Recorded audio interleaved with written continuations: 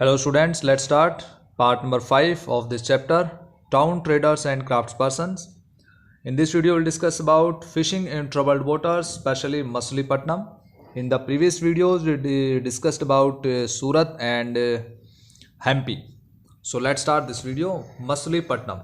You can see in the map of India the town of Machilipatnam, also known as Machilipatnam, literally fish port town, lay on the delta of Krishna river in the location.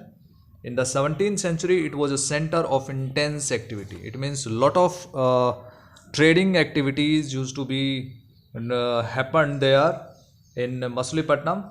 So both the Dutch and English East India companies attempted to control Machilipatnam as it became the most important port on the Andhra coast. The port at Machilipatnam was built by the Dutch. You have to remember, dear students, who built the port Machilipatnam? Dutch people, means from the people, the traders from Holland, or also known as Netherlands now these days. So Machilipatnam was very important center of trade and other economic activities at that time, and English East India Company and Dutch company wanted to control over this important port. A poor fisher town. This is a description of Machilipatnam by William Mathwold. William Mathwold was a factor. Factor means the official in charge of factories, and factory means factory doesn't mean today's industries. Like today's industries, factories were the trading centers of Europeans, right? So factor was official in charge of factories, and he was a factor of English East India Company. In 1620 he described about this port. This is the chief port of Golconda, where the right worshipful East India Company have their agent. It is a small town but populous, unwalled, ill-built, and was situated within all the springs are brackish. It was first a poor fisher town, afterwards the convenience of road, a place where ships can anchor, made it a residence for merchants, and so continues since our, and the Dutch nation frequented this coast. It means in this description we can understand that he explained that in the beginning it was just a poor port, and just some of the fishermen used to live there, but later it became very important center, and merchants also started to live there. Let's study the Qutub Shahi rulers of Golconda. This ruler imposed royal monopolies on the sale of textiles, spices, and other items to prevent the trade passing completely into the hands of the various East India companies. It means he declared the monopolies, means single rights. Only this ruler declared the single rights for the sale of textiles, spices, and other items to prevent the East India Company and other companies from Europe have the trade on these kinds of things. But there was hard competition among various trading groups like Golconda nobles, means the kings and royal people of Golconda, merchants also, Persian merchants, Telugu Komati Chettis, and European traders like Dutch, English, etc. made the city populous and prosperous. In this way the big traders used to live there, so it became very prosperous city, and various kinds of traders and other people, craftspeople and suppliers lived there, so it became very populous.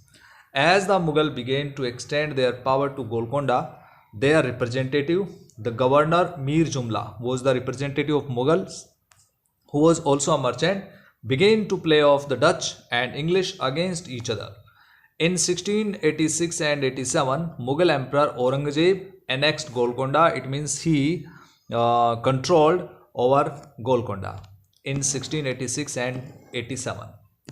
So what was the impact of this thing? That European companies to look for alternatives, because now Aurangzeb prevented them to have the trade. It was a part of new policy of the English East India Company that it was not enough if a port had connections with the production of centers of the hinterland. Hinterland means the land far from the port areas or from the coastal areas, that is known as hinterland. The new company trade centers, it was felt, should combine political, administrative and commercial roles. As the company traders moved to Bombay, Calcutta, and Madras, Machilipatnam lost both its merchants and prosperity and declined in the course of the 18th century, being today nothing more than a dilapidated little town. So, dear students, you have to understand that after the declination of Machilipatnam and Surat and Hooghly also, these became very important centers like Madras, Bombay, and Calcutta. Today it is known as Kolkata. Madras, it is known as Chennai. So after the emergence of Bombay, Calcutta, and Madras, the important ports like Surat, Machilipatnam, and Hooghly lost their value and importance. New towns and traders. In the 16th and 17th centuries, European countries were searching for spices and textiles, which had become popular both in Europe and West Asia. So these things were available in plenty of amount in India and subcontinent countries. The English, Dutch, French formed East India companies in order to expand their commercial activities in the East, because these companies wanted to expand their trade regarding these things, spices and textiles. Initially, great Indian traders like Mullah Abdul Ghaffur and Virji Vora, who owned a large number of ships, competed with them. However, the European companies used their naval power to gain control of the sea trade and forced Indian traders to work as their agents. It means now, due to the expansion of trade by the European companies, Indian traders, even big Indian traders, became just only the agents of European companies. So after that, European companies controlled, especially the English, emerged as the most successful commercial and political power in the subcontinent, and ultimately the European companies got the trade rights, and they controlled over the trade in the subcontinent like India, Sri Lanka, and now the present parts of Pakistan and Bangladesh, Afghanistan also. The spurt in demand for goods like textiles led to a great expansion of the crafts of spinning, weaving, bleaching, dyeing. It means these kinds of employment emerged and increased due to the increasing in the demands of textiles in European market. But one negative impact was there, that this time also saw the decline of the independence of craftspersons. Why? Because English traders used to give the advance to the weavers and craftspeople for supplying the products, and also provided them loan. So after trapping in advances and loan system, the Indian suppliers and Indian craftspeople were bounded completely. They were bounded to give the particular things to supply only to the European companies, due to which they could not bargain, and just the prices were fixed by the European companies. So in this way, weavers faced a lot of problems. Clear? So they no longer had the liberty of selling their own cloth or weaving their own patterns. So they had to reproduce the design supplied to them by the company agents. The 18th century saw the rise of Bombay. As I told you that Bombay, Calcutta, and Madras, these new ports, new trading centers emerged, and Machilipatnam and Hooghly and Surat declined due to the control increased over these kinds of centers by the European companies or English companies.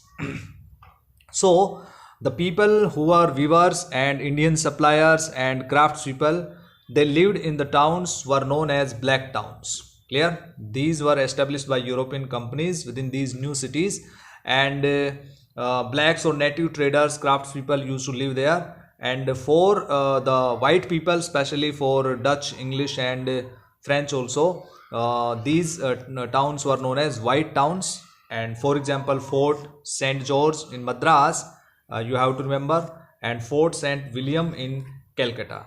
So the story of crafts and commerce in the 18th century will be taken up next year. So this is the picture, Bombay Street, early 19th century, around 1810, 1820. Vasco da Gama and Christopher Columbus. Just you have to remember, dear students, Vasco da Gama found the sea route to India, and Christopher Columbus found the sea route to Americas. He was Italian explorer, and Vasco da Gama was the Portuguese explorer or the trader, merchant. Clear? So Vasco da Gama, Portuguese sailor, as we have discussed, sailed down the African coast, went round the Cape of Good like this. This is the southern part of Africa. So Cape of Good Hope, and then he crossed over to the Indian Ocean. Here the Indian Ocean. His first journey took more a year, and he reached Calicut in 1498. So Vasco da Gama discovered the route to India in 1498, and after that returned to Lisbon, the capital of Portugal. He lost 2 of his 4 ships. Total he had 4 ships, but 2 were lost, and total 170 men were there with him, but only 54 survived. In spite of the obvious hazards, the routes that were opened up proved to be extremely profitable, and he was followed by English, Dutch and French sailors after that. In the same way, Christopher Columbus, an Italian, he decided to sail westwards across the Atlantic Ocean to find a route to India. He landed in the West Indies, got their name because of this confusion, that in 1492. Clear? So in 1492 he discovered the sea route to Americas, and conquerors from Spain and Portugal, who occupied large parts of Central and South America, often destroying earlier settlements in the area. Native settlements were destroyed by these new European people. So dear students, in this way we have discussed about the topics given in this chapter. We can see. So revise this chapter by watching this video again, and read it from the PDF. Thank you. Have a nice day.